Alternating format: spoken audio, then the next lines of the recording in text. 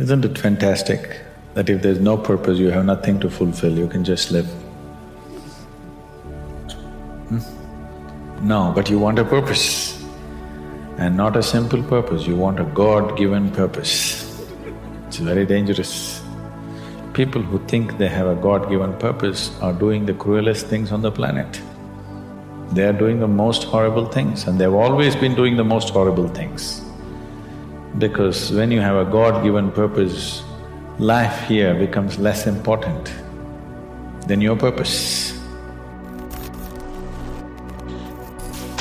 Life is important.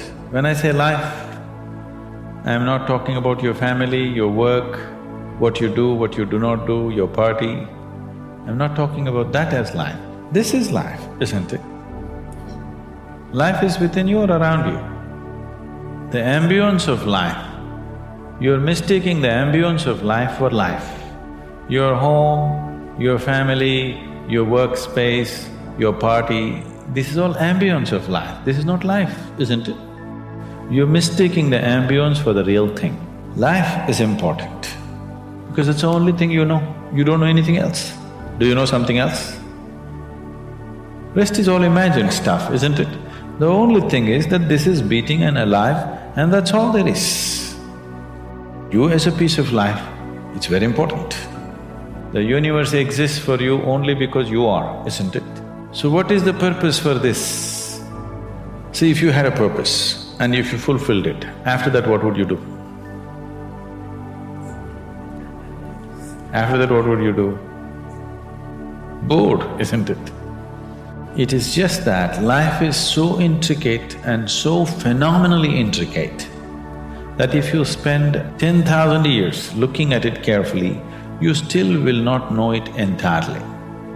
If you spend 1,000,000 years looking at it with absolute focus, still you will not know it in its entirety.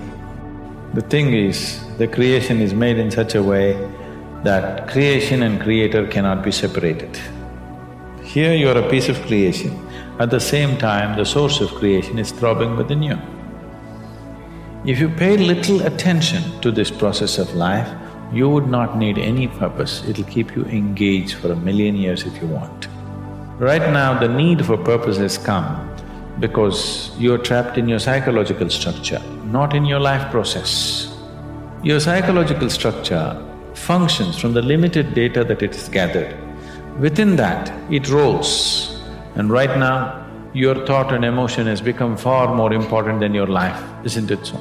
Because of this, you're seeking a purpose as an escape from the trap that you have set for yourself.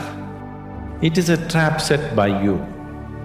You can easily come out of it. First thing you need is balance. If you have balance, then you can climb. For somebody who is not balanced, it's best you stay close to the ground, you should not climb. So, first thing is to establish a balance, then you loosen your psychological structure. See, why does somebody want to drink alcohol or take a drug? Because it loosens your psychological structure and makes you feel liberated for a moment, but without the necessary balance. You have not worked for the balance, but you got freedom. Freedom without balance is destruction.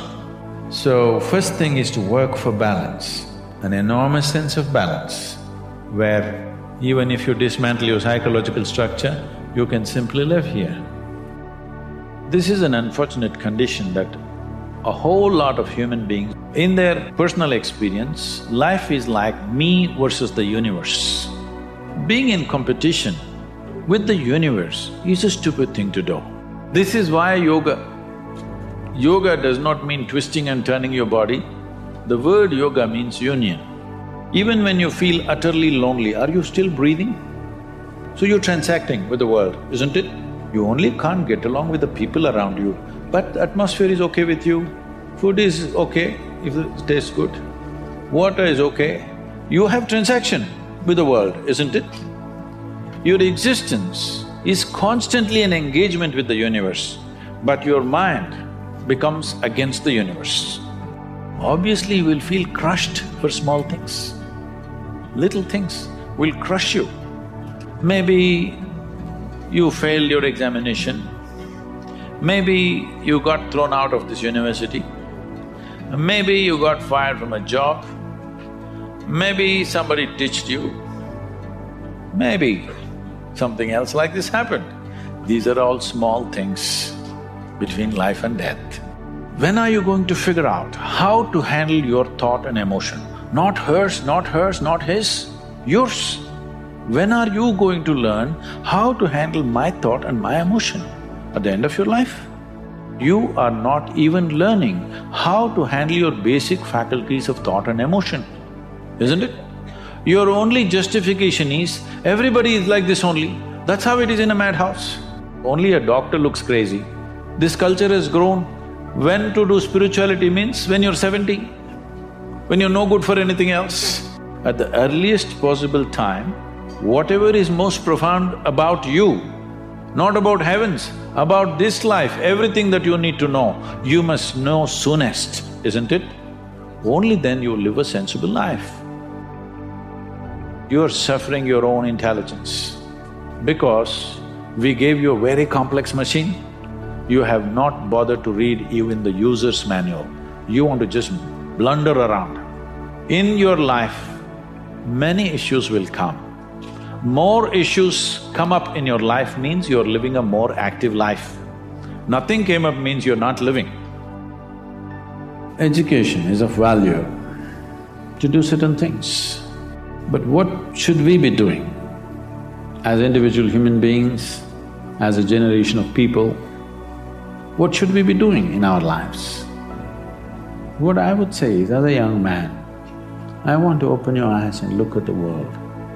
What is the most needed thing in the world right now?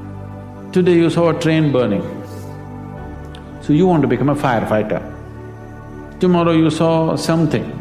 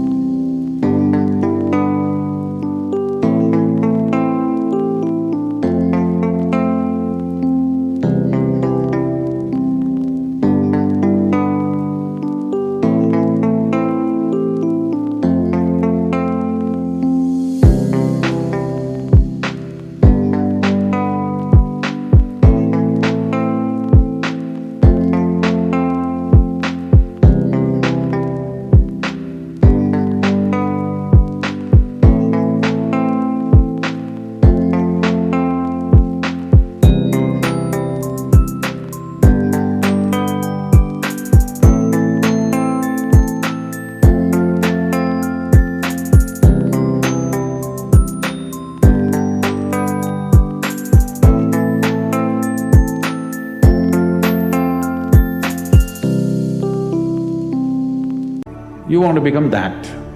In reaction, in emotional reaction, you choose to become something, it could be useful on some level. But now, when most young people cannot think, you're thinking, what should I do with my life? When such a thought has come, I would say spend little more time on it. Not being influenced by anybody or anything, simply look at it, what is it that the humanity needs most?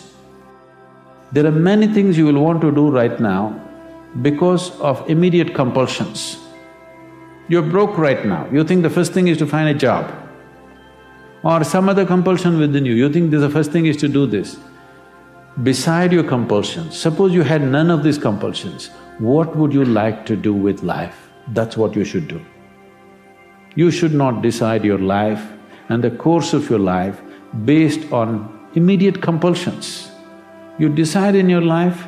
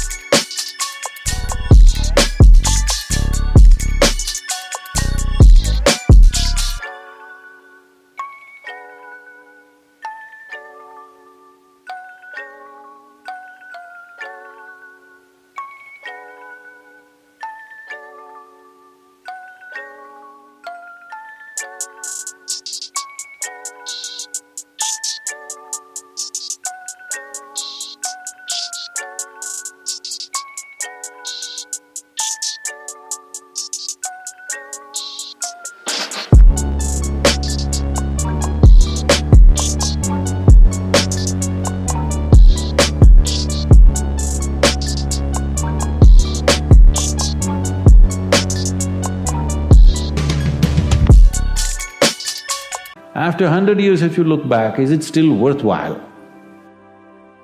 What is the most important thing right now? You're alive right now, isn't it so?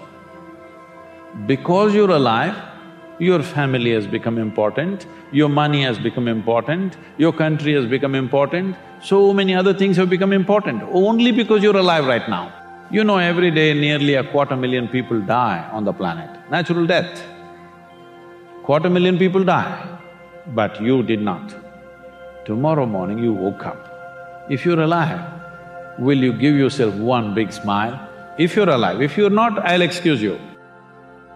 Will you give yourself one big smile if you're alive? And if 250,000 people died, at least 2 to 3 million people lost somebody who's dear to them. Then you check time, it's 11:30, you're still alive. What is ticking off here is not the clock, it's your life. If you come to the idea of mortality once in a way, it'll make you depressed, it will make you fearful. If you live with it every moment, it will make you absolutely exuberant and alive. This is not forever, this is just for a brief period of time. And the more joyful you are, briefer it becomes. If you're ecstatic, it'll just vanish in no time. Because the most important thing in your life is, you're alive right now, to be alive. We don't know what great things you will do or not. We don't know whether you will climb Mount Everest or not. We don't know whether you will become the richest man or woman in this world or not. But this one thing is 100% in your hands, that you can live here as a joyful human being.